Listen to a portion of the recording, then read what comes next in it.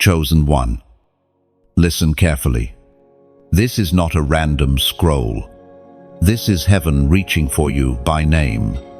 You may not realize it yet, but the reason your heart beats faster as you hear these words is because you were destined to receive them. God is not addressing the masses, He is addressing you. Your identity has never been tied to the crowd. You were always set apart. Think back over your journey.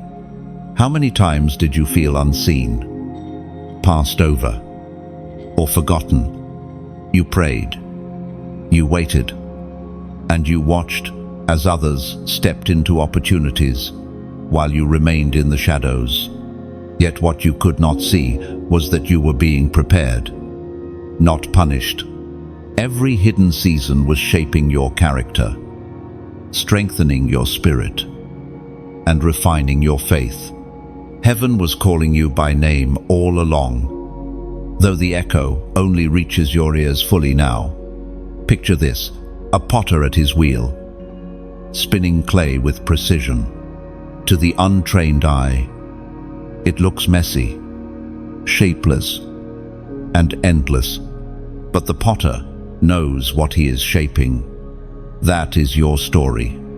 Others may have looked at you and seen nothing remarkable, but the potter's hands never left you. He has been shaping a vessel that can hold glory. Let me tell you of one such chosen one. He endured a long season where prayers seemed unanswered. Each day was a battle to believe, to not give up, while others celebrated breakthroughs. He wrestled with silence, but what he did not know was that heaven had been setting a stage. When his moment finally came, it was not a small blessing, it was an overflow that erased years of waiting. His testimony is your reminder. Your delay is not denial. Your silence is not abandonment. We are reminded in the Psalms, chapter 126, verse 5, "Those who sow with tears will reap with songs of joy." This is the shift you are standing in now. The night has been long, but dawn is breaking. The shadows cannot hold you because your name has been spoken in the courts of heaven. Every tear you shed has been stored, and now it will be exchanged for laughter. Chosen one. The fight has been fierce, but you were never meant to fight forever. The time of striving is closing, and the season of resting in His finished work is opening. Can you feel it? The chains are loosening, the burdens lifting, the heaviness breaking. Your name is not attached to struggle anymore. It is attached to victory.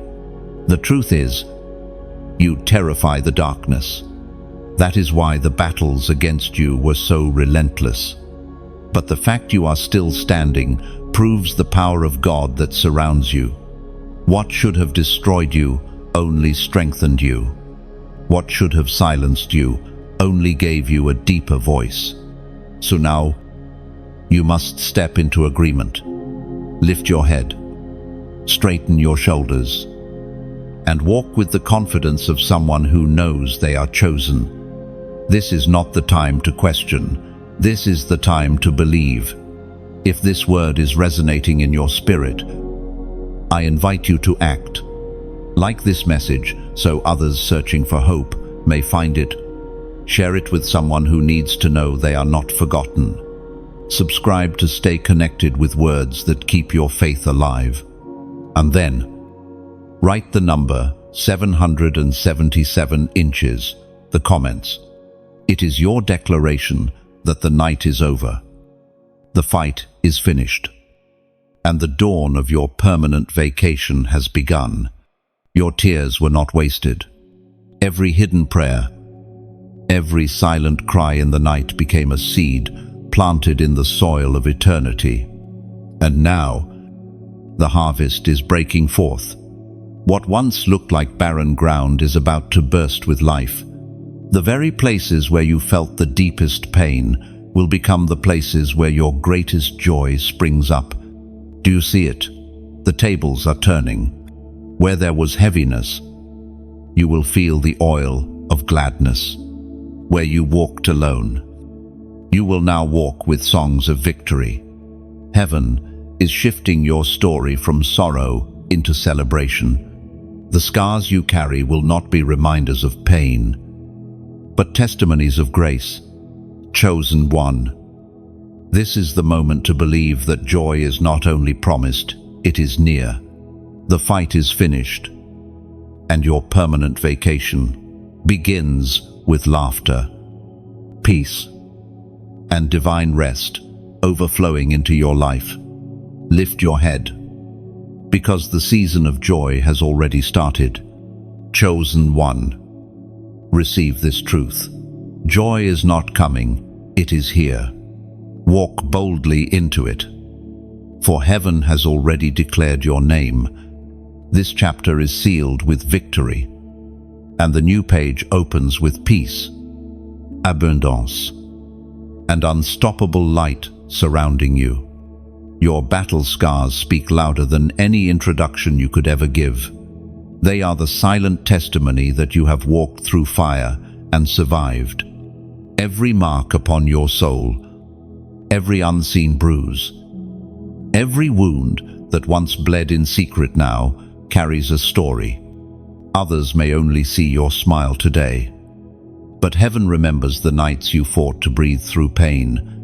What you carry within you is not weakness, it is living evidence that the fight could not destroy you. Think about how scars form. At first, they are raw, painful, sensitive to even the slightest touch. Time passes, and slowly they close, leaving behind a mark.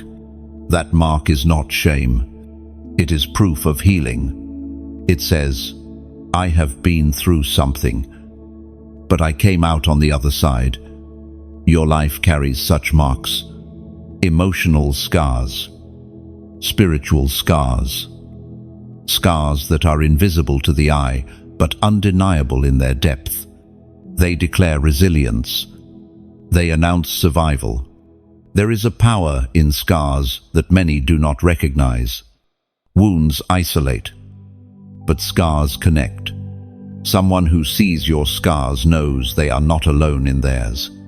In that way, your scars become bridges of compassion. They allow you to comfort those who are bleeding.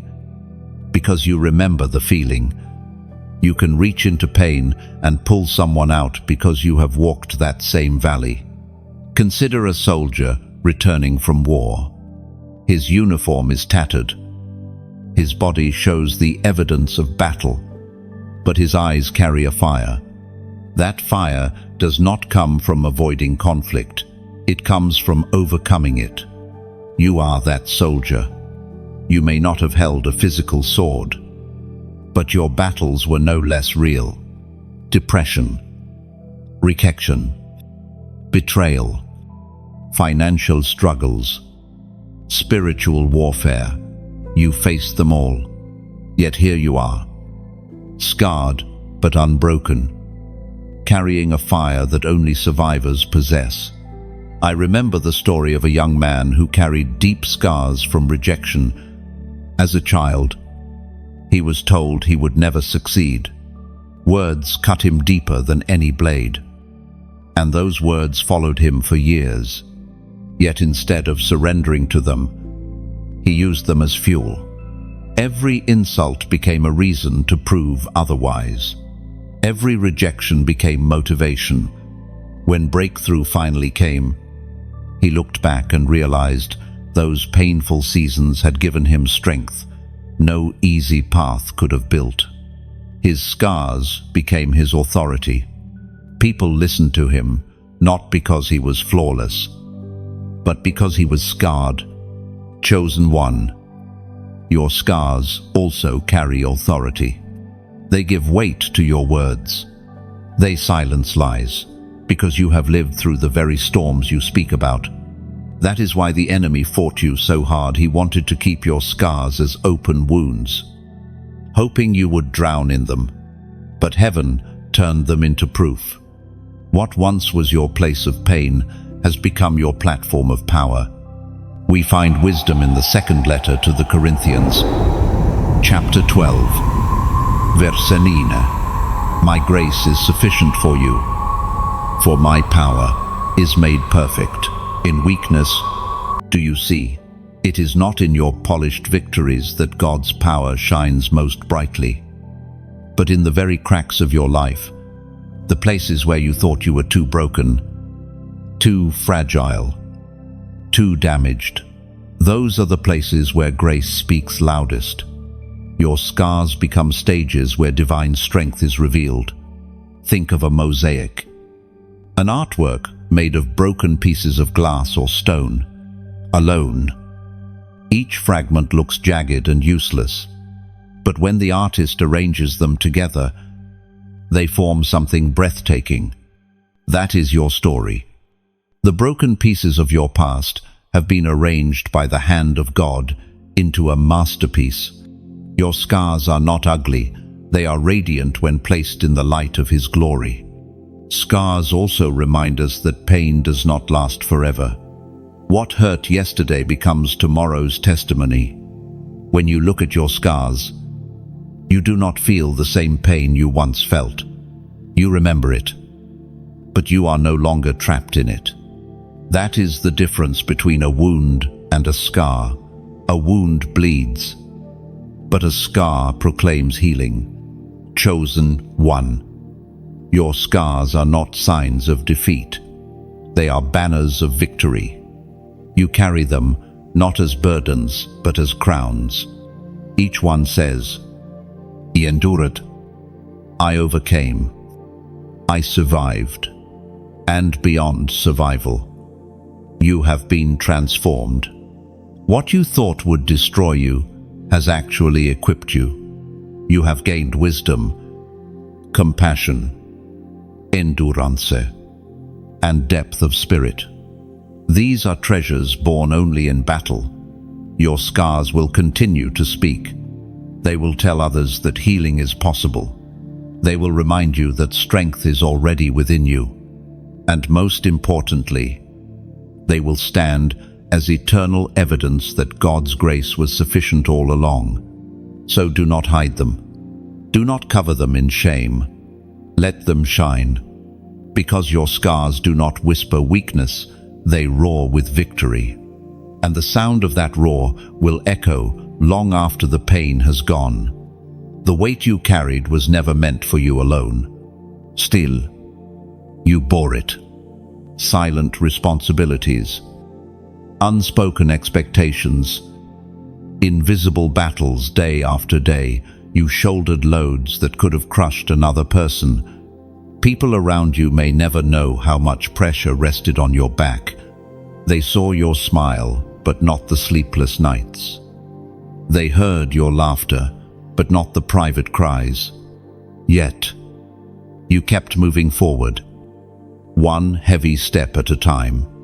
Carrying weight shapes the soul in ways comfort never can. Just as a tree develops deep roots during storms, you developed resilience by carrying what felt unbearable. Others dropped out of the race. Others collapsed under pressure. But you kept standing, even when your knees trembled, even when your arms grew tired. You refused to let go. That persistence was not your own strength alone. It was divine grace working within you. Consider the story of a single mother I once knew. Abandoned by her partner, she worked 2 jobs, raised her children, and still found time to encourage her neighbors.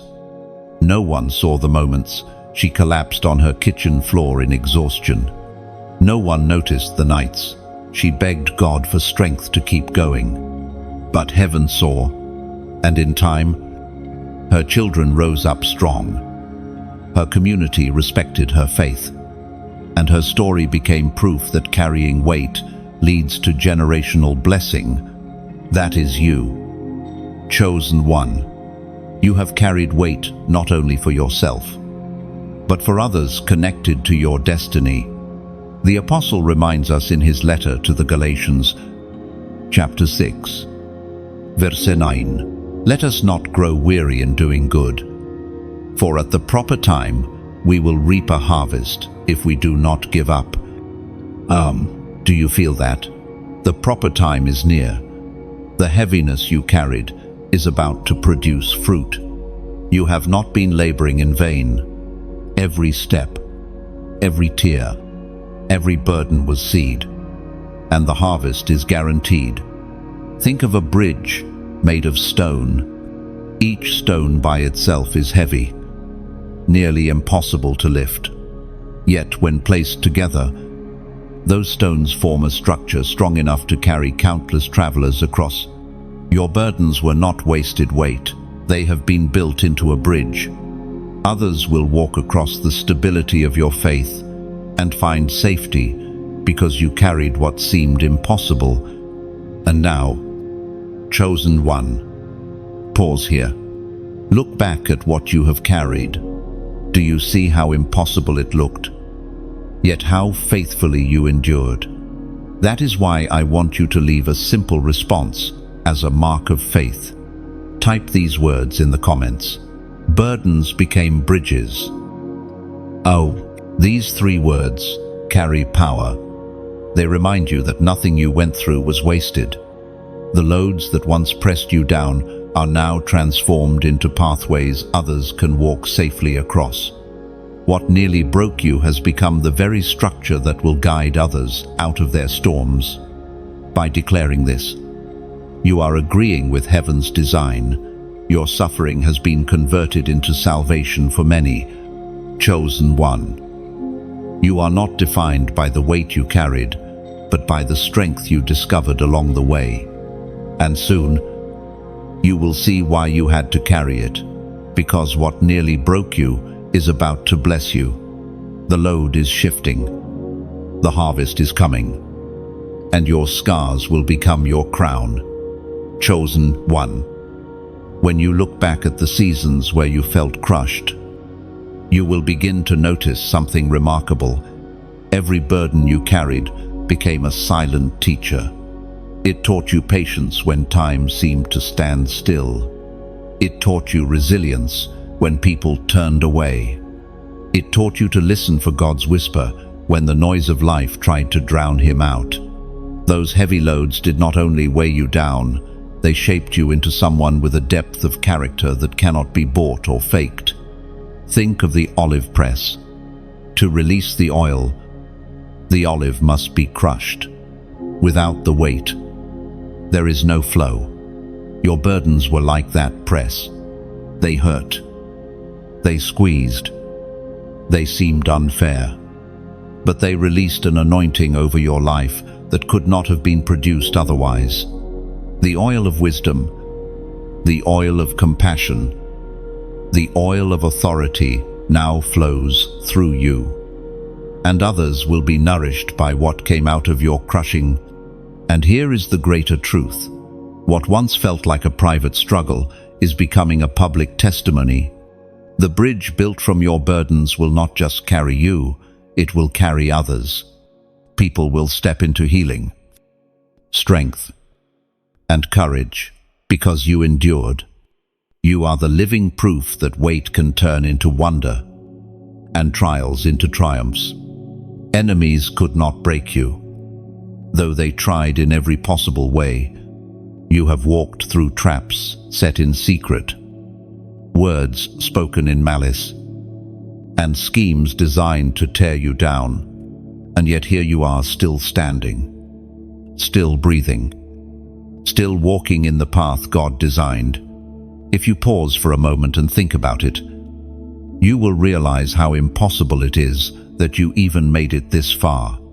That is the undeniable proof that heaven has been fighting for you all along. The enemy's favorite tactic was not always an obvious attack. Often, it was subtle, a whisper of doubt, a seed of fear, an unexpected betrayal from someone you trusted. These moments cut deeply, but they never reached your core. Why? Because your foundation was never built on people's approval. Your foundation was built on something eternal, something unshakable. Picture a fortress carved into solid rock. Storms can pound against it. Arrows can strike it. Enemies can surround it. But the fortress does not fall because its roots are in the rock itself. That fortress is you, not because of your own strength, but because you were hidden inside the rock of ages. The waves came. The winds roared. But the core of who you are remained untouched. Think back to the betrayals. There were people who smiled in your face but spoke against you in shadows. There were those who celebrated your failures and tried to magnify your weaknesses, and still, none of it succeeded. Their plans fell apart because they were not stronger than God's plan. What was meant to destroy you became the very tool that pushed you closer to your destiny. I once knew the story of a man whose co-workers plotted against him, spreading lies to strip him of his position. They thought they could silence his influence by burying his reputation, but as the lies unraveled, truth rose higher, and he was promoted into a role greater than the one they tried to steal. His enemies did not realize they were preparing the stage for his elevation. Chosen one, your story is no different.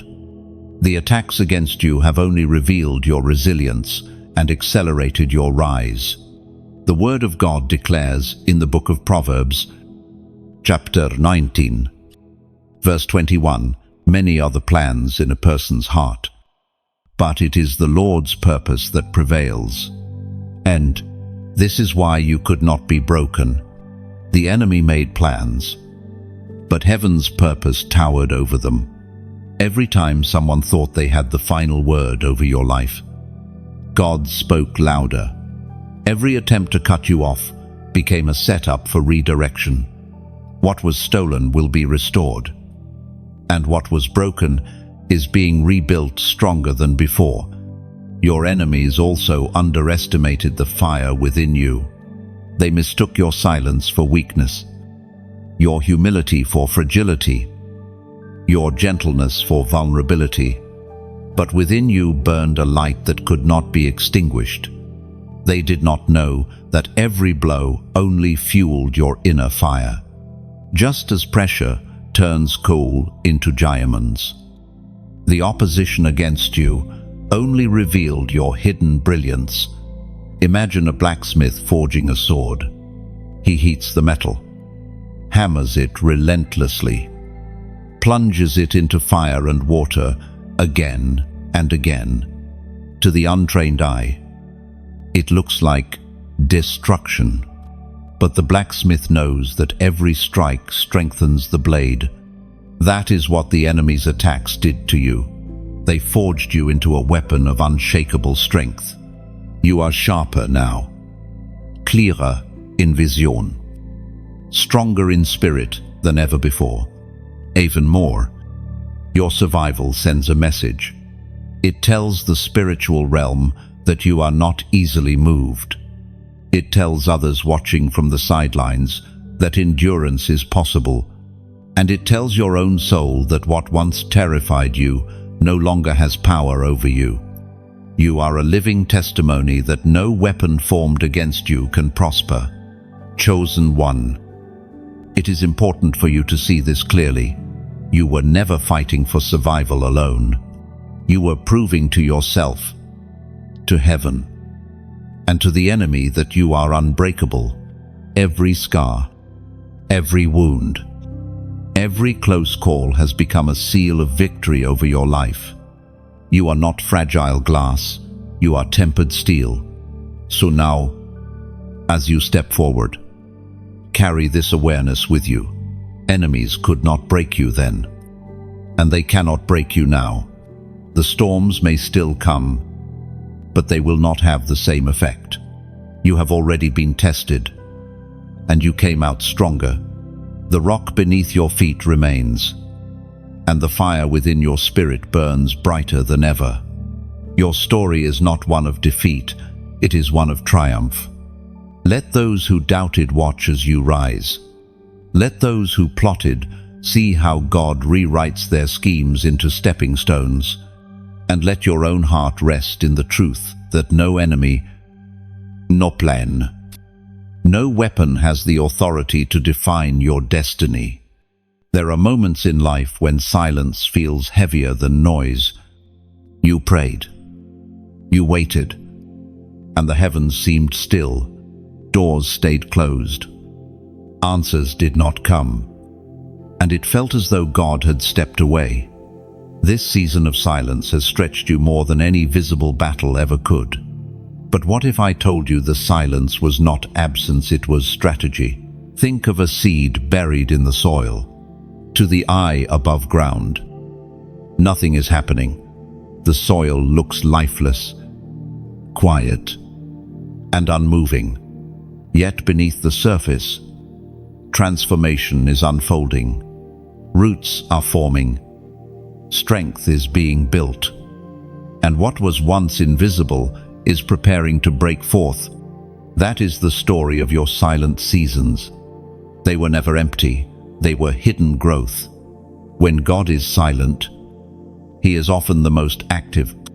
He does His best work beneath the surface, where eyes cannot see and ears cannot hear. Just as a sculptor chisels stone in secret before unveiling the masterpiece, God has been shaping you in the unseen. Every prayer that felt unanswered has been gathered. Every tear that fell in the dark has been stored. And now, He prepares to reveal the fruit of your waiting. Let me share a story. There was once a woman who longed for change. She waited year after year, yet nothing seemed to shift. She began to wonder if her faith was wasted. But what she did not realize was that God was weaving connections behind the scenes. At the right time, everything aligned. The right people entered her path. The right doors swung open, and she understood why the silence had lasted so long. Without the waiting, she would not have been ready for the weight of her blessing. Her story mirrors yours. Silence is not punishment, it is preparation. We are reminded through the words of the prophet Habakkuk. Chapter 2, verse 3, though it linger, wait for it. It will certainly come and will not delay. Your breakthrough has its appointed time. It may have felt like delay, but in reality, heaven has been aligning the pieces of a perfect puzzle. What is ahead will not be rushed, but it will not be late either. Now, as we share these words together, let me speak from the heart. If these messages have strengthened you, if they have lifted your spirit during a heavy season, I ask you to like this message. Imagine it as planting a single candle in a dark room. One flame may seem small, but together, countless lights can chase away the deepest night. Share it as well. Picture tossing a pebble into a still lake. The ripples travel far beyond what you can see. Your act of sharing can send hope into someone's storm. And subscribe, because that is like stepping into a garden that is still being watered. By staying, you allow yourself to keep receiving fresh fruit each season, words that will nourish your soul again and again. Finally, if your heart feels moved, you may choose to donate. This is not an obligation, but a picture of filling a lantern with oil so its light never fades. By giving, you help the flame continue to guide others through their darkest nights. So, let it be between you and God. If your heart feels stirred, give as you are led, without pressure, without fear. If not, know that these words are freely yours, because heaven's message cannot be sold. What matters most is that you remain connected, open, and ready for what God is speaking into your life. Chosen one. Silence is never wasted. Waiting seasons are never empty. You are standing on the edge of breakthrough. And soon the world will see what heaven has been preparing in secret. Until then, let your faith be anchored. Let your hope remain steady. And let your heart trust that every silent moment has been holy ground. Your scars, your tears, your patience, none of it has been forgotten. You are not abandoned. You are hidden in His hand. And soon, the silence will break with the sound of joy. Chosen one, the silence you endured is turning into a song. The very nights that felt endless are about to be remembered as the threshold of your dawn. Heaven does not waste a single second of your waiting. Even the pauses in your story are holy punctuation marks, preparing you for the next sentence of glory. And when this new chapter unfolds, you will look back, not with bitterness, but with gratitude. For you will see that the silence was never empty. It was sacred. The quiet was not a void. It was the womb of your promise. There is a rhythm to heaven, and you are stepping into its most beautiful part, the prophetic numbers of rest. For years, your life has been marked by striving, running, and pressing through storms. But now, you are being invited into a season where the battle ceases, and the victory is carried for you. No more endless striving. No more constant survival mode. You are about to live in a flow of divine ease. Numbers are not random. They are woven into creation itself. The sun rises and sets in measured cycles. The sea tides follow ordered patterns. Even your heartbeat has a cadence set by heaven. When God speaks through numbers, He is reminding you that your life is not chaotic, it is orchestrated. And right now, He is assigning you a number that seals this new season of rest. Consider the image of a pendulum. For a long time, yours swung violently between hope and despair, progress and setback, joy and sorrow. But heaven is bringing it to a place of balance. The swing is calming. The pace is steady. You are being set into alignment, no longer tossed between extremes. I remember hearing of a man who worked tirelessly, never resting, never pausing. His health began to crumble. His relationships suffered. And still he pressed on, until one day, a sudden shift came. Circumstances forced him to slow down. At first he feared it was loss, but in time he realized it was mercy. By resting, he began to hear God again. By pausing, he found clarity. His testimony reminds us that rest is not weakness, it is wisdom. And you, chosen one, are now entering that wisdom. We find in the book of Hebrews, chapter 4, verse 9, there remains then a Sabbath rest for the people of God. Do you hear that? Rest is not only a command, it is a gift. You are not meant to run endlessly until you collapse. You are meant to enter a divine rhythm where strength is renewed daily, where peace becomes your portion, where joy flows without interruption. Imagine a bird gliding on the wind.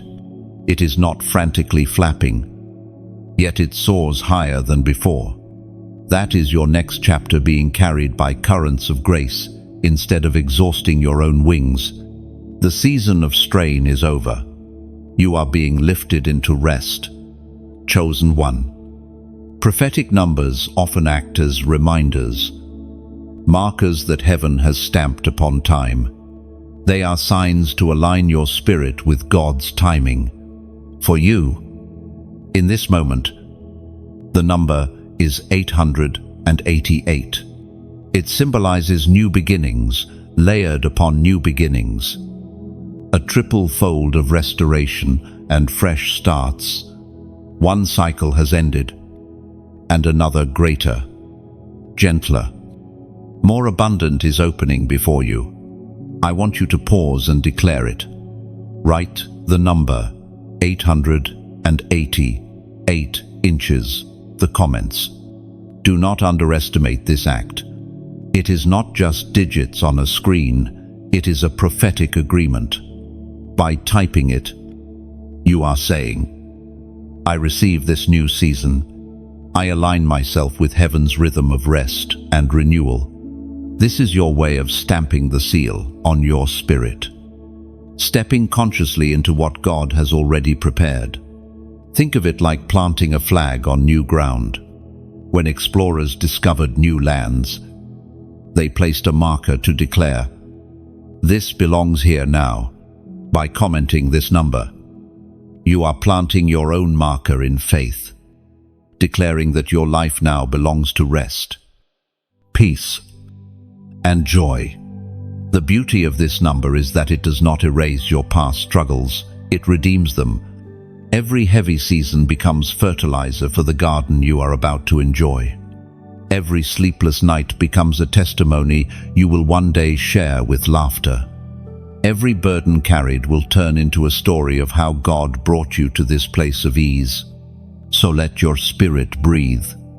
Release the old striving. Allow yourself to step fully into this divine vacation, where joy is not fleeting but permanent, where peace is not fragile but unshakable. You have crossed into new beginnings. Chosen one. Do not rush this. Let the truth sink in. The fight is finished. The weight is lifted. The rhythm of heaven is carrying you now. And your agreement, your simple declaration of 888, is the key that unlocks this door wide open. Chosen one. Imagine walking through a doorway into a house filled with light. That is what this new season feels like. You are no longer standing outside in the cold of striving. You are stepping into the warmth of divine rest. And as you remain in this place, your heart will realize something powerful. You were not just spared from battle. You were invited into inheritance. Rest is your crown, and joy is your permanent address. You can already sense it. Though words may fail to describe it, something in the atmosphere around your life has shifted. The weight you once carried feels lighter. The air feels clearer. And the horizon no longer looks threatening, it looks inviting. This is the shift in the spirit. And whether you realize it or not, you are standing right in the middle of it. Spiritual shifts rarely announce themselves with loud trumpets.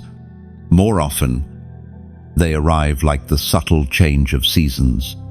One day the air is hot and heavy, and the next there is a coolness, a whisper that autumn is near. That is how God often works. Without warning, the atmosphere changes. What seemed stuck suddenly moves. What was locked suddenly loosens. That is what is happening for you now. Think of a sailboat sitting motionless in the water, its sails hanging limp. For a long time, it has been still, waiting. But then the wind stirs. At first, just a faint breath across the surface of the sea, then stronger, filling the sails until the boat begins to glide forward with ease. That stirring wind is the Spirit of God in your life right now. He is filling your sails again, moving you out of stagnation into motion. I once heard of a man who had prayed for years over a broken relationship. Nothing changed, and he resigned himself to disappointment.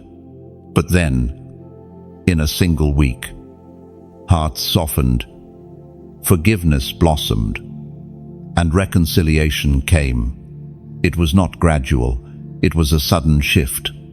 What years of effort could not produce, one divine moment brought into being. That is the nature of the Spirit. He works suddenly, powerfully, and with precision. The prophet Isaiah described moments like this with striking imagery. Isaiah, chapter 43, verse 19. Say, I am doing a new thing. Now it springs up. Do you not perceive it? I am making a way in the wilderness and streams in the wasteland. Your wilderness is being transformed. What once looked barren is beginning to bloom. The paths that seemed blocked are opening. Streams are forming where the ground was dry. The shift is here. Chosen one. The shift is not only around you, it is within you. Your thoughts are clearer. Your heart feels lighter. The fears that once ruled you no longer carry the same weight. You are noticing beauty in places you once overlooked. This is evidence that heaven has moved. The Spirit is aligning your inner world with the external breakthrough already prepared. Consider the image of a cocoon. For a long time, it looks lifeless inside. However, a transformation is underway. When the time comes, the cocoon splits, and what emerges is nothing like what entered. The butterfly does not crawl, it soars. You are in that very moment of emergence, the cocoon of waiting, of hidden preparation, is breaking open. Wings you did not know you had are unfolding. This shift also comes with clarity. Where confusion clouded your decisions, wisdom is now pouring in. Where fear silenced your voice, courage rises. Where hesitation kept you bound, confidence moves you forward. You will look back and realize that what felt like delay was actually alignment. Every puzzle piece is falling into place. Every unseen hand of God arranging details with perfect timing. Another image, a river dam. For years, the water builds behind it, pressing, accumulating. Then, in one moment, the dam cracks, and water bursts forth with unstoppable force. That is what heaven is releasing over your life. The prayers you thought had piled up in silence are now breaking through, flooding your future with blessing. This shift in the Spirit is not temporary. It is not a brief spark that will fade. It is the beginning of a sustained season. You are moving from striving to flowing, from pushing to gliding. The Spirit will carry you, and you will find that doors open not by force, but by favor. So pay attention to the subtle signs, the sudden peace in your heart, the unexpected opportunity, the reconciliation you did not plan, the clarity in prayer. These are all indicators that the atmosphere has changed. Do not dismiss them as coincidence. They are whispers of heaven saying, the shift has come. End of chosen one. Embrace this change. Lean into it. Trust it. Do not fear losing it. For it was not earned by your effort, but given by His grace. The wind has turned in your favor, and you will not return to the stillness of old. The Spirit is guiding you forward, and the journey ahead is filled with streams in the desert and paths through the wilderness. From surviving to thriving, that is the transition your soul is walking into now. For a long time, life felt like a constant struggle to keep your head above water. Every day was another attempt to survive the tide of responsibilities, heartbreaks, and spiritual battles. But this new season is different. You are not just meant to survive, you are called to thrive. Survival trains you to endure. Thriving teaches you to flourish. Survival keeps you alive. Thriving allows you to live fully. You have mastered survival because you had no choice. But now, heaven is positioning you to experience thriving as your new reality. Imagine a tree planted in poor soil. It grows, but slowly, weakly, stretching just enough to stay alive. Then one day, it is transplanted into fertile ground, beside a flowing stream. Its roots spread wide, its leaves grow lush, and it bears fruit in abundance. That is your story. You have endured harsh conditions, but you are being transplanted into a soil of blessing, into streams of provision, into the sunlight of God's favor. There was once a man who lived through years of scarcity. He worked multiple jobs, yet never seemed to have enough. His prayers often sounded like desperation. Lord, just let me make it another day. Then, almost suddenly, opportunities aligned. His debts were cleared, his health restored, and his family reunited. He realized God was shifting him from simply surviving into truly thriving. His testimony is a mirror for you. The season of barely enough is closing. The season of overflow is dawning. The Apostle Paul writes with confidence about this transformation. Philippians chapter 4, verse 19. And my God will meet all your needs according to the riches of his glory in Christ Jesus. Notice the language. Not some needs. Not just enough to scrape by all your needs. This is the vocabulary of thriving. It is not about excess for pride's sake. It is about fullness, wholeness, and abundance that flows outward to others. Think of a candle that burns low. The flame flickers, almost extinguished, but somehow it survives. Then, fuel is added, and the flame bursts alive, steady and bright, filling the room with light. That is what God is doing within you. The flickering candle of survival is being infused with fresh oil, and your light will shine with consistency and strength.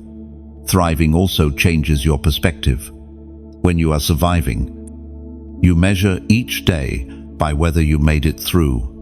But when you thrive, you begin to dream again. You look forward instead of merely looking around. Your prayers shift from, Lord, help me endure, to, Lord, show me how to flourish. The same spirit that once carried you through storms now gives you vision for building, for creating, for planting seeds that will bless generations after you. Consider the image of a butterfly. As a caterpillar, it survives by crawling, eating, hiding from predators. Its whole world is survival. But once transformed, it thrives. It no longer clings to leaves, it soars above them. This is the metamorphosis happening in you. You are moving from crawling through challenges to soaring in purpose. Thriving also means joy returns to your steps. Survival often strips joy away, replacing it with weariness. But joy is not a luxury, it is strength. As Nehemiah reminds us, the joy of the Lord is your strength. Joy in thriving is not based on circumstances, it flows from within. From the confidence that God has established you in a new season. And thriving does not mean life will be without challenges. The difference is that challenges will no longer define you. In survival, every obstacle feels like a threat. In thriving, every obstacle becomes an opportunity. What once drained you will now develop you. Where you once saw dead ends, you will now see doorways. Chosen one. This is the divine promise. You are not destined to live with a survival mindset forever. You were not created to simply endure hardship. You were created to radiate life. Thriving is your inheritance. It is the fullness of peace, the abundance of provision, the overflow of joy, and the stability of hope. Lift your vision higher. Look beyond the daily grind that once consumed you. See the garden God is planting around you, where fruit will hang heavy from your branches, where shade will comfort those around you, where streams of living water nourish your roots. You are not only surviving the wilderness, you are thriving in the promised land. You will no longer measure life by endurance alone, but by overflow. Your story is shifting into fruitfulness, and your days ahead will sing of thriving, not just surviving. Crown over chains, that is the exchange taking place in your life now. You have walked through seasons bound by invisible restraints, chains of fear, chains of rejection, chains of shame and disappointment. They wrapped around your soul and tried to convince you that you would never be free. But what the enemy used to bind you has already been broken. And what rests on your head now is not bondage but royalty. The crown is not just a symbol of honor, it is a declaration of identity. A prisoner wears chains, but a child of the king wears a crown. This is why your life has felt like a battlefield. The enemy knew that if you ever recognized who you truly are, you would no longer settle for captivity. The chains were his attempt to keep you from ever reaching for your inheritance. Imagine standing in a dark cell. Heavy iron chains hold you to the wall. Then, suddenly, keys rattle in the lock. The door swings open, and a voice declares, "You are free." You step out, and instead of chains, a crown is placed on your head. That is the image heaven wants you to carry. The prison is no longer your address. The palace is.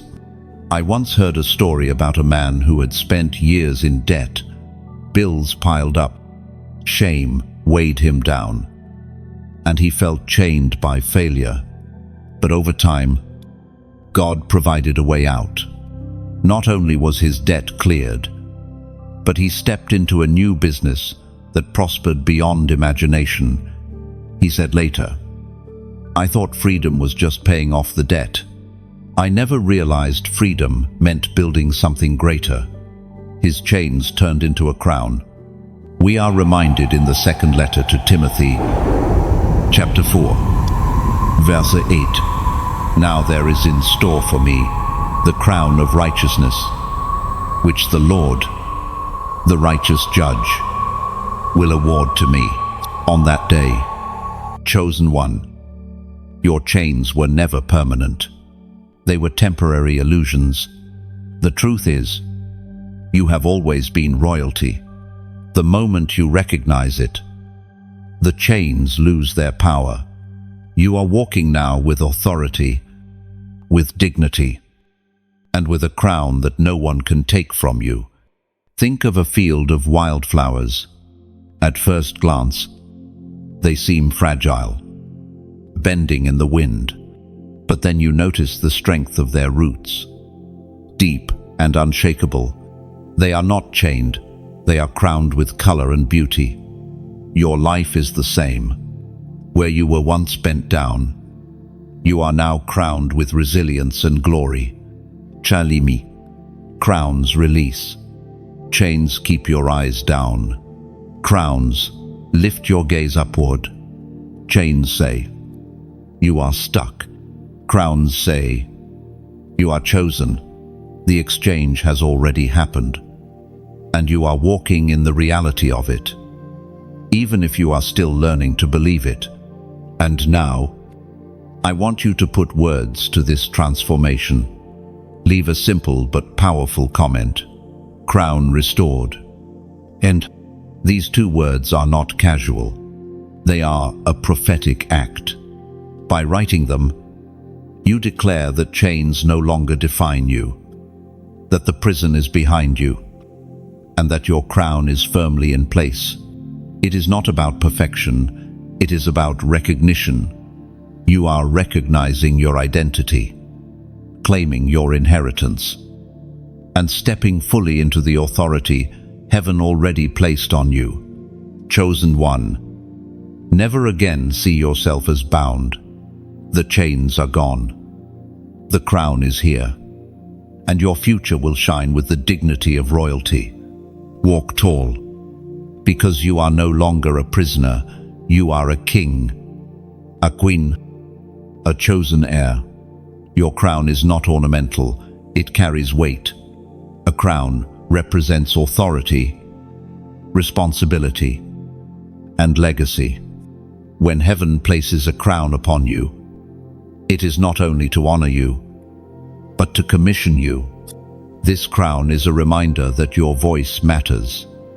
Your presence shifts atmospheres, and your influence can break chains for others as well. Think of how a lighthouse rises above the shore. It does not exist for decoration, it exists to guide. Its light is a crown of fire resting on top, signaling safety for ships in the dark.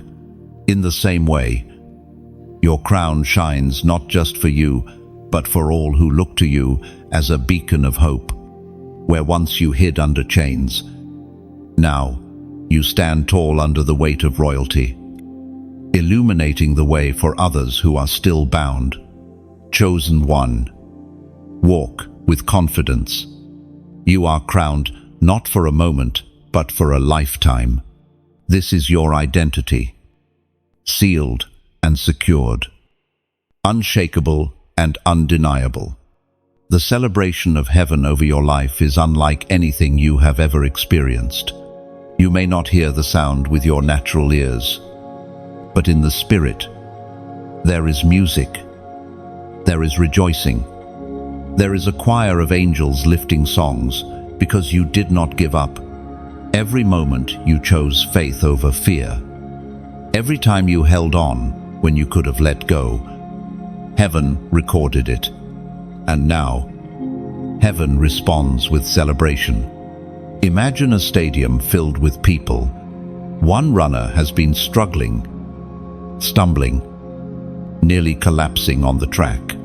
Yet, somehow, he keeps moving, step after step, and then, as he crosses the finish line, the crowd erupts. That eruption is what heaven is releasing over you now. You crossed the line of endurance, and your faith is being celebrated. There was once a woman who quietly served her community, never seen, never praised. For years she cooked meals for the hungry, visited the sick, prayed with the broken. Few noticed her sacrifices, but in the courts of heaven, her name was honored. And when her life reached a turning point, she found doors open, favor poured out, and blessings she never asked for. Why? Because faithfulness in silence always stirs celebration in heaven. Your story is much the same. What you thought was overlooked was treasured. The Apostle Paul describes this moment with powerful language. 1 Corinthians, chapter 2, verse 9. What no eye has seen, what no ear has heard, and what no human mind conceived, the things God prepared for those who love Him. Chosen one. Celebration is not just about clapping hands and loud voices. It is about recognition. Heaven is recognizing what you endured, what you carried, and how you remained faithful. You may feel ordinary, but to God, you are extraordinary. Now, Let me speak gently to your heart about something important. If these words have strengthened you, if you sense the music of heaven echoing within your own spirit, then I ask you to take part in this celebration tangibly. When you like this message, imagine it as thắp một chiếc đèn lồng nhỏ bên bờ sông. Alone, it lights a tiny patch of water. But when hundreds join, the whole river glows with a brilliance that pierces the night. When you share this message, think of it not only as passing a torch, but also as thả một giọt hương thơm vào gió. You may never meet the person who breathes it in, yet the fragrance of hope reaches them right where they are. When you subscribe, see it as more than sitting at a banquet.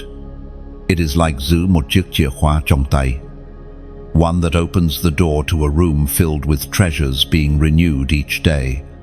By staying connected, you are choosing to never miss what heaven keeps adding to your table. And if your heart feels stirred, you may choose to donate. This is not obligation, it is beauty. Think of it as đặt thêm một viên gạch vào ngôi đền thiêng liêng, a place of refuge being built for countless souls who are searching for light. Your giving becomes part of the foundation that shelters others, a structure of mercy rising higher because of your hand. Understand this clearly, you do not owe anything. These words are freely given, because grace is always free. Yet when we join hands, when we share resources, when we give from the heart, something beautiful happens. The sound of heaven's celebration grows louder, and more people are drawn into it. Chosen one. Do not miss this truth. You are not being celebrated only for what you accomplished, but for who you are. Heaven delights in you simply because you belong to the King. Every scar you carry, every tear you shed, every act of kindness unseen by men is shining in eternity. And while the enemy tried to silence your song, God has turned your story into a symphony. Let this sink in. You are not overlooked. You are not forgotten. You are not average. You are the one heaven sings over. The fight is finished. The chains are broken. And now the sound of rejoicing surrounds you. Step into it fully. Dance if you must. Cry if you must. But above all, believe it, you are celebrated.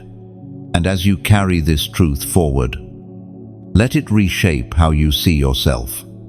Every step you take from now on is not in silence but in song. You walk accompanied by a chorus that never fades, a reminder that heaven's eyes are on you and heaven's joy is within you.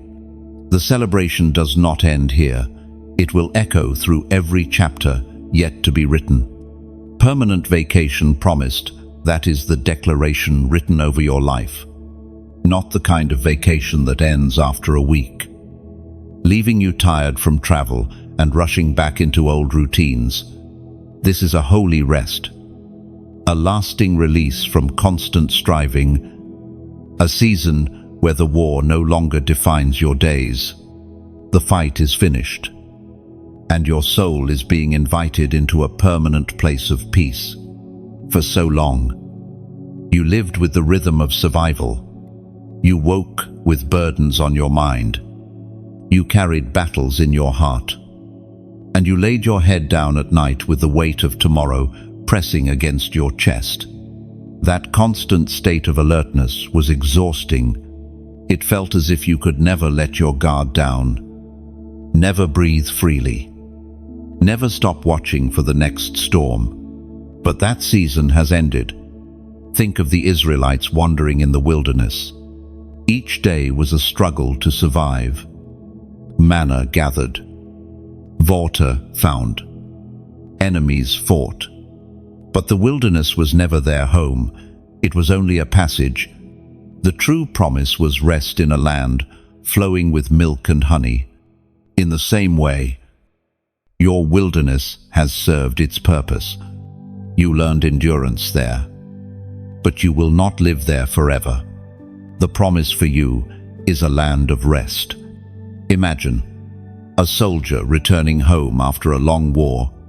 His uniform is tattered, his body scarred, but his spirit knows the fight is behind him.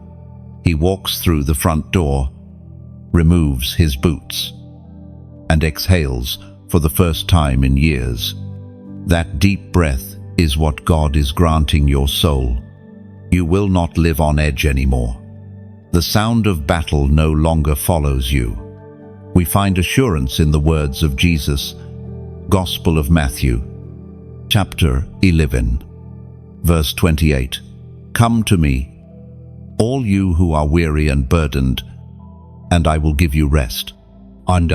Rest is not just physical, it is spiritual, emotional, and mental. It is the lifting of the invisible weight that has pressed down on you for so long. It is the freedom to live without fear of losing everything. The confidence that tomorrow is secured by God's hand. Think of a harbor after a violent storm. The waves once crashed. The wind once howled. But now the sea is calm. Ships that were tossed endlessly now rest safely at anchor. Your life is entering that harbor, no longer tossed, no longer drifting. You are anchored in peace. This permanent vacation does not mean idleness. It is not a call to abandon purpose. Rather, it is the shift from toil into grace. In the wilderness, you work to survive. In the promise, you flourish by abiding. You no longer fight for crumbs because you sit at the king's table. You no longer battle endlessly for recognition because your name is already written in heaven. Picture a vineyard heavy with fruit. Workers once struggled to plant prune and water in hope of a harvest. But when the season of abundance arrives, the vines overflow. Harvest is no longer laborious, it is joyful. That is what this permanent vacation feels like. You are stepping into a season where blessing comes with ease, where fruit appears because you remained faithful through the planting and pruning. Chosen one, your soul has been trained to expect another battle, another loss, another disappointment. It may feel strange at first to live in peace, to trust joy, to rest without suspicion. But trust it. This is not a trick, not a fleeting pause before the next storm. This is a divine decree. The fight is finished. Let your body relax. Let your heart open. Let your mind breathe. The season of war has been closed, and the door of peace is open wide. You are not walking on shifting sand. You are standing on solid rock. The crown rests on your head, and your inheritance is secure. Permanent vacation means your soul is free to build, to create, to love without fear of collapse. It means your hands can work joyfully, not anxiously. It means laughter will return as natural as breathing. It means your nights will be filled with sleep, not warfare. Your mornings with hope, not dread. Chosen one, believe this deeply. You are not heading back into battle. You are moving into blessing. Your story is no longer written in the language of struggle, but in the language of peace. The permanent vacation is promised, and the promise is yours to embrace. Permanent vacation is not a dream. It is your portion. Step into it without hesitation. From this day forward, rest will clothe you, and peace will be your everlasting companion. The prophetic rest is more than a pause. It is a lifestyle heaven is extending to you. You have entered a rhythm where peace is not fragile but enduring, where joy is not fleeting but constant. This is not the kind of rest that lasts for a weekend. It is the deep soul rest that carries you through every day, every season, every moment ahead. Rest in God is not inactivity, it is alignment. It is moving in step with the Spirit rather than fighting against the current. For so long, you lived as if you were swimming upstream. Exhausted from resisting tides you could not control. But the Spirit now carries you like a river, flowing gently yet powerfully in the right direction. Consider a bird soaring high above the earth. It does not panic. It does not force the wind to change. It simply extends its wings and trusts the current. That is your invitation in this season, to extend the wings of your faith and allow the Spirit to carry you farther than your effort ever could. There was once a man who tried everything in his own strength. He planned, he pushed, he pressed, but doors stayed shut. Only when he finally released his frantic striving and trusted God did the doors open wide. He learned what you are now learning.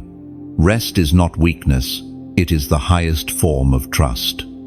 The book of Hebrews speaks to this promise with authority. Hebrews chapter 4, verse 10. For anyone who enters God's rest also rests from their works, just as God did from his. Oh, do you hear the weight of that? The same God who created the heavens and the earth paused to rest and now invites you into that same rhythm. This is not an optional gift. It is an inheritance for those who belong to Him. Imagine standing in a garden after a storm. The soil is damp, the air is fresh, and the plants glisten with renewed life. That garden does not strive, it simply receives. You are that garden. You are being watered by heaven itself, refreshed and renewed, so that your life will bear fruit without unnecessary toil. This prophetic rest is marked with a number, a seal of heaven's decree over your life. The number is 1212. It is the sign of perfect alignment, of divine order, of heaven and earth, joining together to establish your steps. It speaks of doors opening 2 by 2, of stability multiplied, of God confirming His promises in your life. I invite you to declare it boldly. Type 1212 inches, the comments, as your prophetic act. By writing it, you are saying, I choose to step into this rest. I choose to align myself with heaven's foundation of peace. Do not see it as a random action. It is a planting of faith, a way of setting your spirit into agreement with what heaven has already spoken. Think of it as carving your initials into a cornerstone of a new house. That stone will remain long after, reminding everyone who sees it that this place belongs to you. In the same way, when you declare this number, you are inscribing your agreement into the eternal foundation God is laying for your life. Chosen one, rest is now your portion. You will not go back to frantic striving. You will not live in cycles of fear. You will not wonder if your efforts are enough. You will move in peace, build in joy, and flourish in stability. The prophetic rest has been declared, and the number that seals it is already written in heaven. Rest also means you will finally hear God's voice without distortion. When the noise of striving fades, the whispers of heaven grow louder. In silence, His guidance becomes clear. You will no longer wonder if you are lost. The alignment symbolized by 1212 ensures that your path is illuminated with certainty. What once felt confusing will now feel ordered, as though every step you take has been rehearsed in eternity. Think also of a musical symphony. Each instrument plays its part, and though a single note may sound ordinary, together they form harmony. That is how your life will sound in this prophetic rest. Every decision, every relationship, every opportunity will find its right place. The dissonance of chaos is being replaced by the beauty of divine order. The number 1212 marks that harmony, reminding you that nothing in your journey is accidental. Chosen one, you can finally exhale. Rest is not just promised, it is unfolding. And from this place of rest, your greatest fruit will emerge. From mourning to dancing, this is the transformation you are stepping into. Your tears have been many, your nights long, and your heart heavy. Yet God never intended for sorrow to be your permanent garment. It was temporary, a cloak you wore while walking through seasons of loss and pain. Now, that garment is being exchanged for joy, for celebration, for movement that feels like freedom. Mourning has its place. It acknowledges loss. It honors what was. It gives space for grief. But mourning was never meant to chain you forever. Think of a long winter. The ground lies barren, trees stripped bare, and the air feels lifeless. Yet beneath the frost, life waits quietly. When spring arrives, blossoms burst forth as if declaring, "We were never gone, we were only hidden." Your joy has been hidden under the frost of mourning, but now it is bursting into bloom. There was once a woman who lost nearly everything she loved. Her family fractured, her health declined, and her dreams lay in ruins.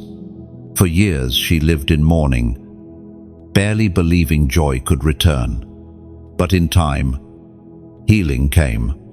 Relationships were restored. Her body regained strength, and she discovered laughter again. She would later say, "I thought joy had died with my pain, but I learned joy was only waiting for resurrection." That is your testimony in the making. The psalmist wrote with authority about this promise. Psalms, chapter 30, verse 11. You turned my mourning into dancing. You removed my sackcloth and clothed me with joy. Now, this is not a metaphor alone. It is reality. The heavy garments of grief are being taken off your shoulders. In their place, heaven clothes you with joy. A joy that does not depend on circumstances, but flows from the presence of God within you. Think of a child who, after days of rain, runs barefoot into the first sunlight. She spins in circles, laughing, arms wide open to the sky. That image captures the essence of what God is doing in you. You are stepping into sunlight after the storm, spinning into freedom after the weight of sorrow. Mourning taught you empathy. It softened your heart, reminded you of what matters, and drew you closer to the God who collects every tear. Yet now, joy will teach you to dance again. It will open your heart to laughter that feels pure, to peace that feels unshakable, to life that feels abundant. Consider the image of a musician tuning an instrument. For a time, the strings sound harsh, dissonant, and unpleasant. But with patience, each note is adjusted until harmony emerges. Your soul has been through the tuning of mourning, and now the melody of joy is beginning to play. What was once harsh and painful will now be harmonious and beautiful.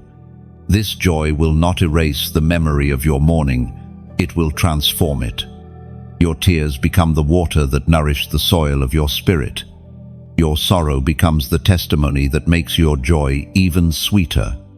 People who see you dancing will know that you once wept, and that makes your dance more powerful. Think of a field after fire has swept through it. The blackened earth looks devastated. But soon, green shoots emerge, stronger than before. The fire cleared space for new growth. In the same way, your mourning has cleared space for joy to grow. Joy that will not be fragile but resilient. Chosen one. You are stepping into a rhythm of celebration. The sound of mourning is fading, and the sound of music is rising. Where there were tears, there will be laughter. Where there was silence, there will be song. Where there was heaviness, there will be dancing. This is not wishful thinking. It is heaven's promise over your life. Lift your eyes to see it clearly. The winter is over. The frost is melting. The blossoms are breaking forth. Your mourning has ended, and your dance has begun. Dancing after mourning is not just movement of the body, it is movement of the soul. Each step you take in joy is a declaration that grief no longer owns you. Your laughter becomes warfare, breaking the hold of sorrow that once tried to define your days. What once weighed you down now fuels the lightness of your steps. And as you continue, others will see your dance and find courage for their own. They will say, "If joy returned for them, then joy can return for me." Your testimony will not only restore your heart, but ignite hope in those who still sit in ashes. This is why your mourning had purpose. It prepared you to carry joy so brightly that no darkness can withstand its glow. The last attack failed. You know this deep in your spirit. Even if you are still processing how close it seemed, the enemy brought his sharpest arrows, his fiercest storm, and his most cunning schemes. He tried to silence your voice, drain your hope, and break your will. But here you are, breathing, standing, alive with a light he could not extinguish. What was designed to be your end has become your evidence. Every chosen one experiences a final, desperate attempt from darkness. It comes like a tidal wave, larger than anything before, as though all forces are united to push you under. But waves, no matter how tall, always break when they hit the shore. The shore of God's promises is stronger than the highest surge of the enemy. That wave has already crashed, and it has lost its power over you. Think of Daniel in the lion's den. The scheme was deadly. The intention was certain destruction. Yet when the morning came, Daniel was untouched. His enemies had planned his end, but God turned it into his vindication. That is what the last attack was for you. It was meant to devour you, but it only proved the presence of the one who shut the mouths of lions. There was once a woman who endured betrayal so deep it threatened to crush her. Friends turned into enemies, and lies spread like wildfire. Her heart nearly gave out under the weight of it. But as time passed, truth surfaced. Lies dissolved, and she emerged with greater strength than before. She said later, "That attack felt like my ending, but it birthed my beginning." Your story carries the same truth. What was meant to finish you has only positioned you for a new start.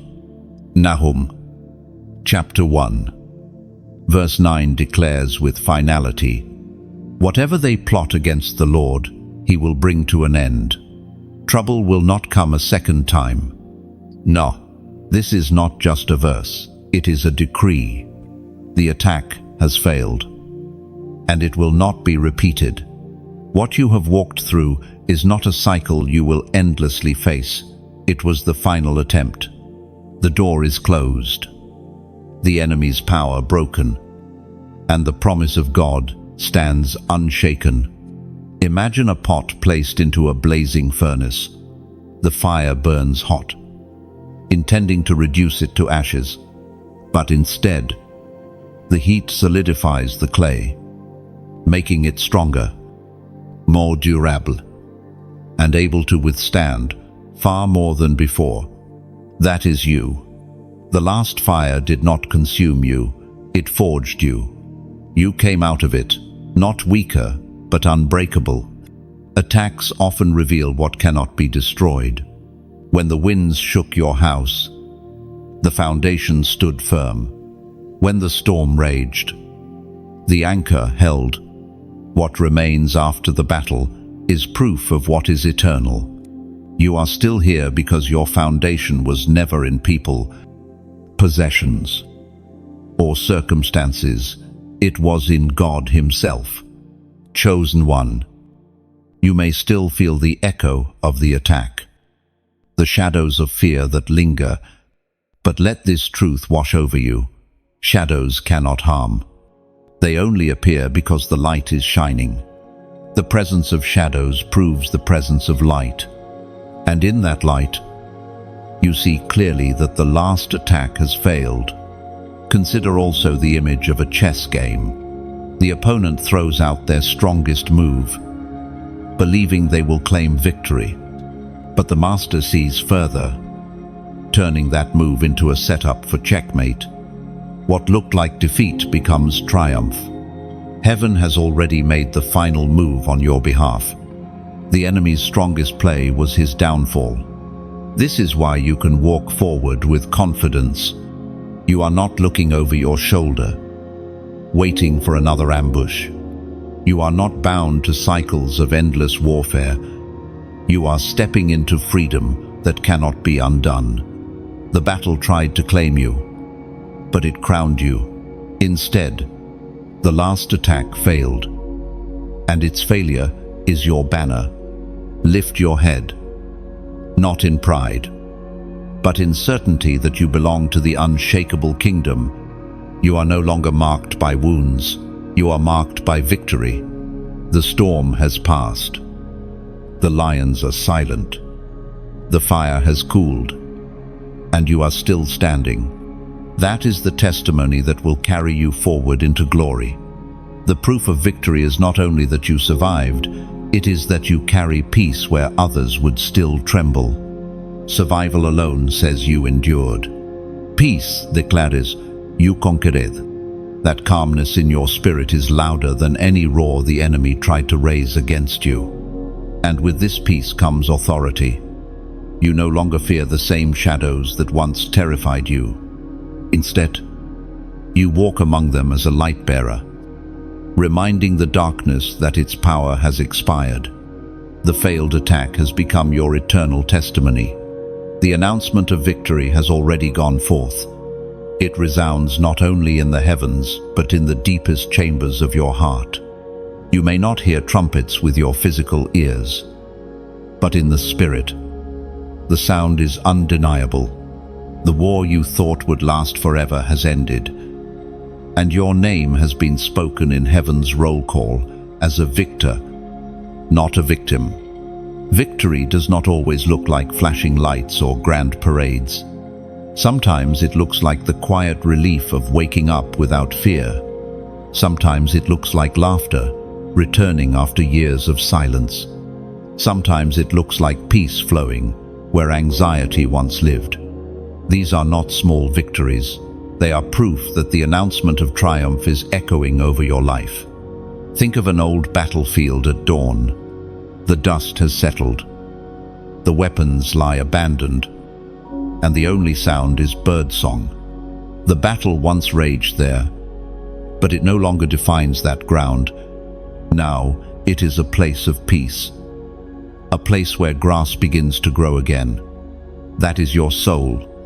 The announcement of victory has transformed the landscape of your life. I recall the story of a young man who nearly lost everything. His health failed. His career collapsed, and betrayal struck him all at once. He thought he would never recover. Yet over time, not only did he rise again, but he thrived beyond his former state. When asked how, he said, The moment I realized God had already written victory over me, I stopped fearing the fight. His turning point was not the end of hardship, but the announcement that hardship would not have the final word. The Apostle Paul captured this beautifully. Romans chapter 8, verse 37. No, in all these things we are more than conquerors through him who loved us. Chosen one. This is what you must know. The victory is not coming, it has come. The announcement has already been made, and it reverberates through your story. The heavens celebrate. The earth responds, and your heart beats in rhythm with triumph. And now, let me speak gently to your soul about something important. If you have felt the weight of these words, if they have stirred recognition within you, then allow yourself to participate in this victory in tangible ways. When you like this message, imagine it as releasing a balloon into the sky. Each one rises higher, joining countless others, until the heavens are filled with colors of celebration. When you share this message, picture yourself standing at a well with living water in your hands. You drink. You are refreshed. And then you pass the cup to another weary traveler. That simple act of sharing quenches thirst you may never see.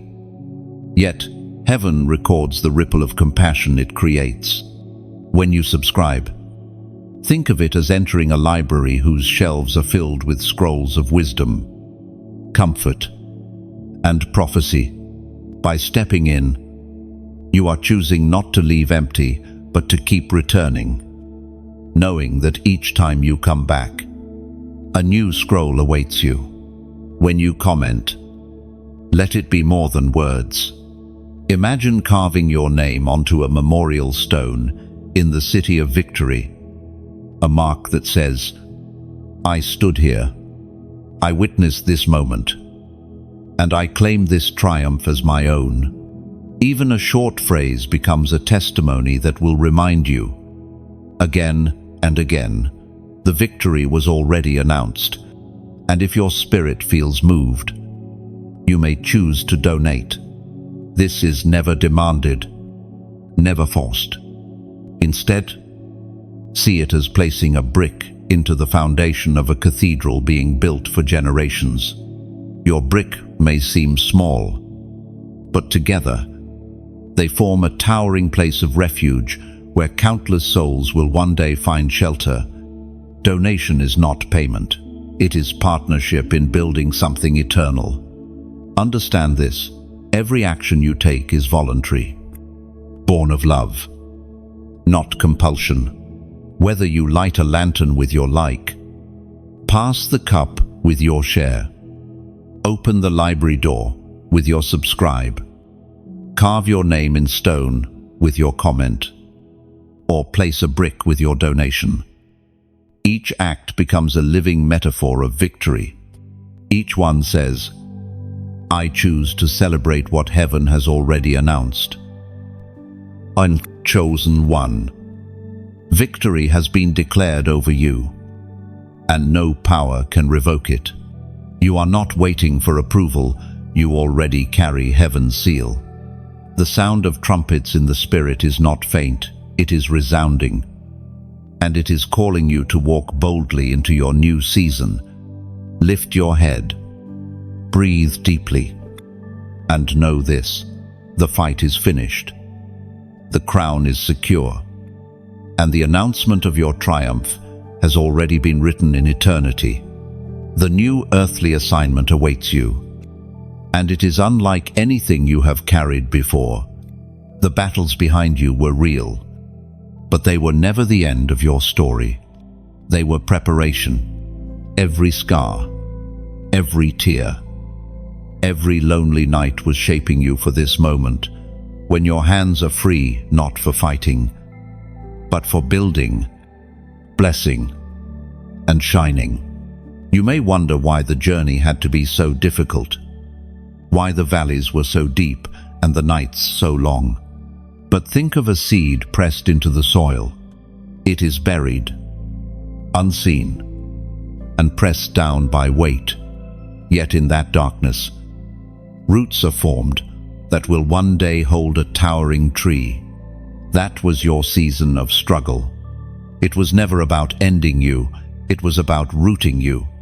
And now, you are ready to rise. The new assignment does not erase your past, it redeems it. The very places where you once felt weakest are the places where you now carry authority. You know what it is to endure hardship, so you can now encourage others who are still in their storms.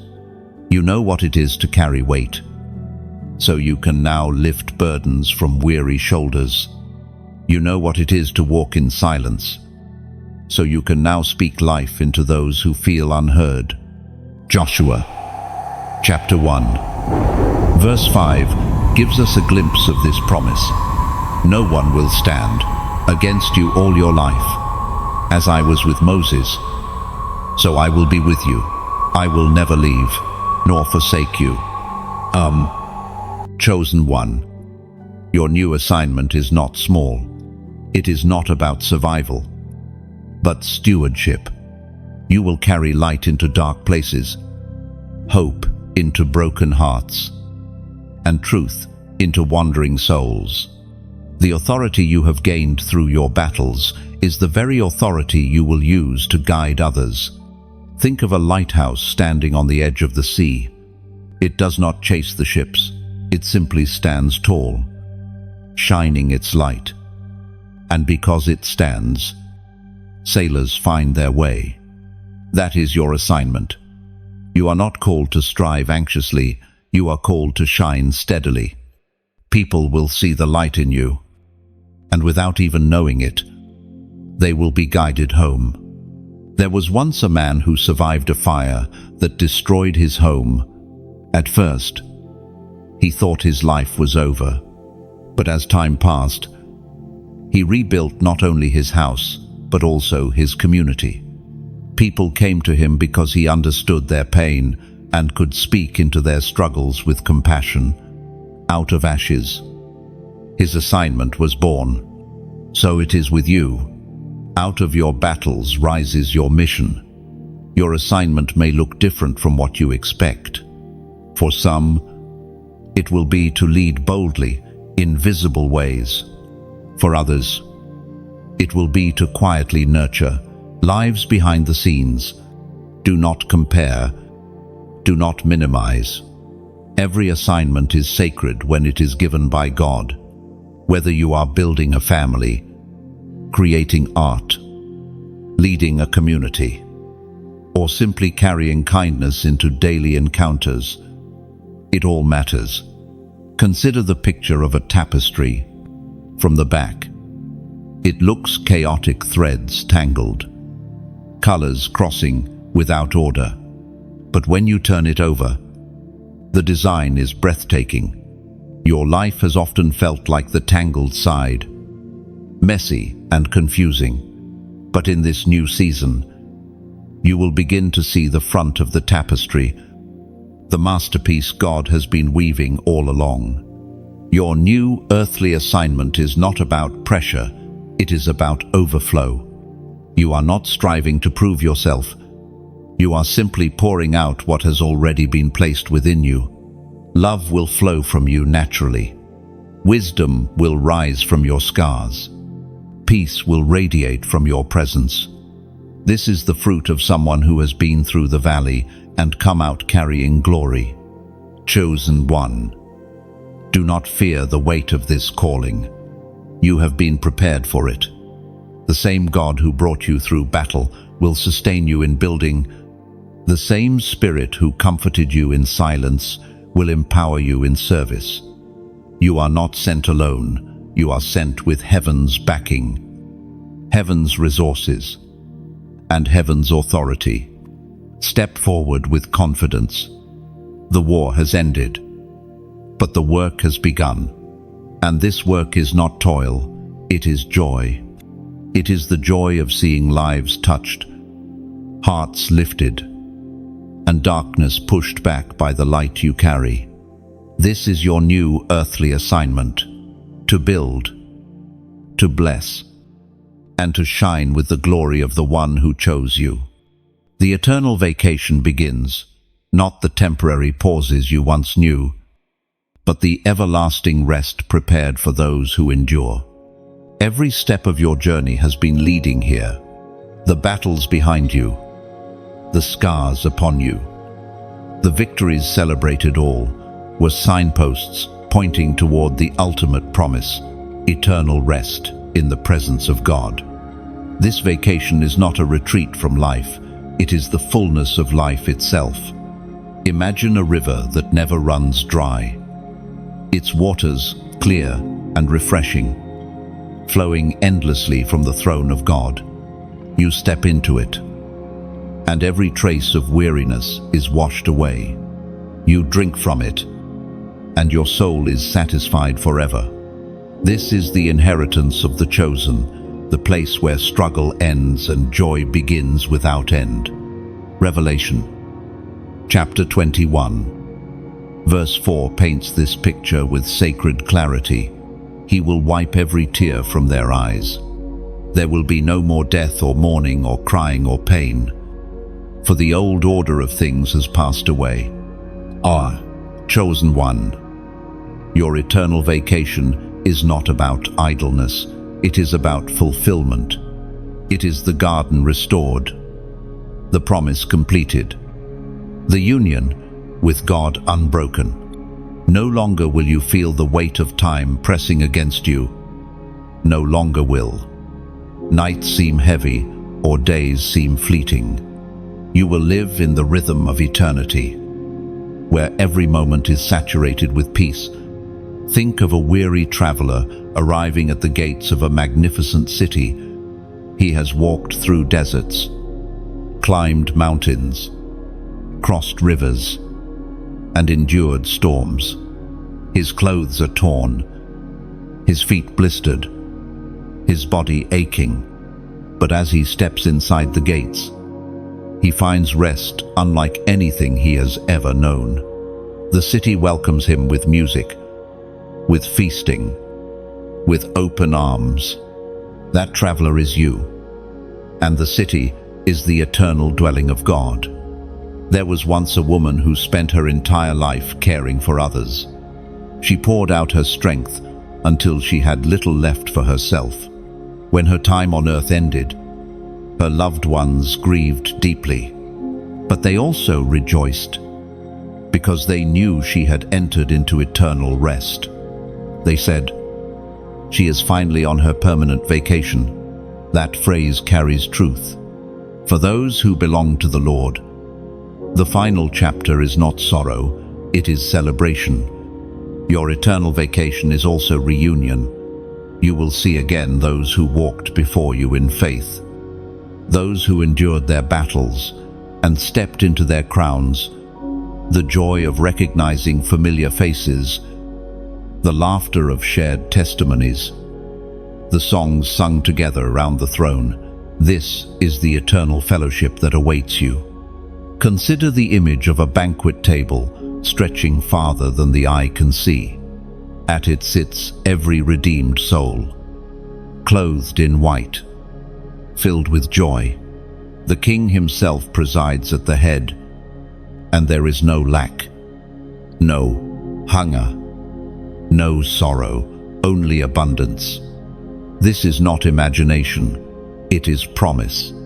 The eternal vacation is a feast without end, and beyond reunion, it is revelation. You will see God as He is, without veil, without shadow. Every question that haunted you, every mystery that puzzled you, will be resolved in the light of His presence. His glory will fill your vision, and His peace will saturate your being. Chosen one, let your heart rest in this truth. The struggles of this present time are temporary, but the joy set before you is eternal. You endured nights of mourning, but an endless dawn awaits. You carried burdens for years, but everlasting rest has been prepared for you. Lift your eyes toward that horizon. See the eternal vacation, not as a distant hope, but as a guaranteed promise. It is written, it is sealed, and it is yours. The fight is finished.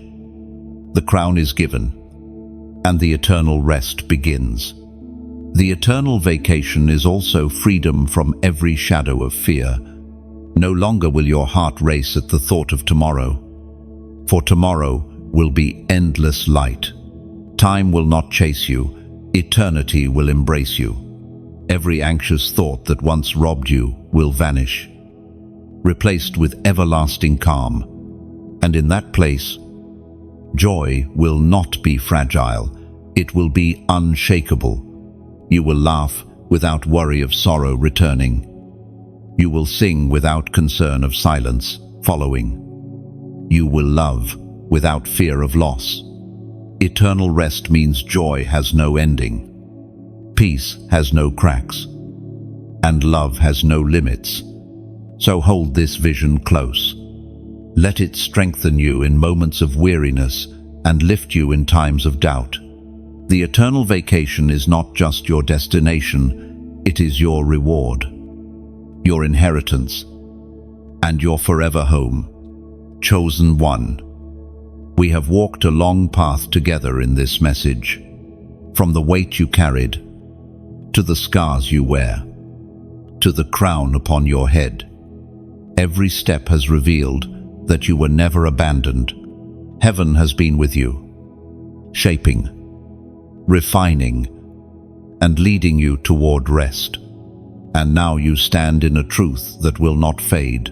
The fight is finished, and your permanent vacation has already begun in spirit. And now, as this word settles in your heart, let me gently invite you into something more. Every time your heart responds, heaven takes notice. When your hand chooses to affirm these words, it is like dropping a stone into a still river. The ripples spread far beyond what you can see.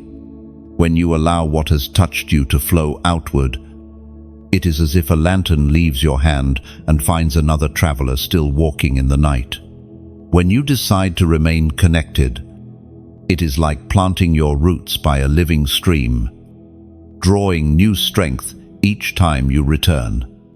And when you inscribe even a few words, it becomes a testimony written in stone, a marker that you stood in this place of victory.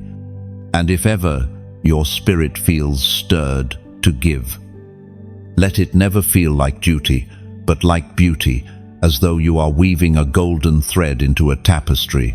Heaven is already crafting.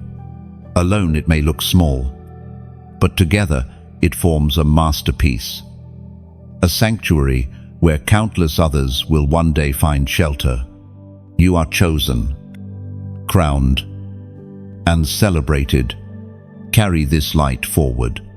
Let your life itself become a testimony, rippling like water, shining like lanterns, rooted like trees, remembered like stone, woven into eternity like threads of gold.